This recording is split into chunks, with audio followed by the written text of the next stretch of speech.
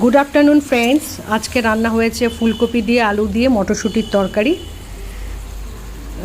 রান্না কমপ্লিট না করে আগে ভিডিওটা পোস্ট করে দিয়েছি, তাই জন্য রান্নাটা তরকারিটা হওয়ার পথেই মানে রেডি হয়ে গেছে প্রায়।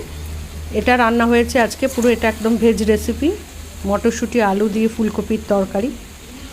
আপনারা কারা কারা ফুলকপি খেতে ভালোবাসেন অবশ্যই কমেন্ট করে জানাবেন। কারা কারা ফুলকপি, কারা কারা বাঁধাকপি খেতে ভালোবাসেন। আর হয়েছে গাজর ভাজা।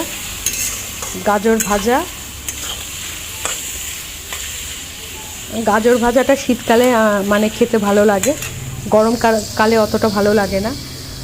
গাজর ভাজা হয়েছে। আর একটা জিনিস রান্না হয়েছে, সেটা হচ্ছে শাপলার যে স্টেমগুলো থাকে সেই স্টেমগুলোর বড়া তৈরি হয়েছে। বড়া মানে ফ্রাই তৈরি হয়েছে। ডাল,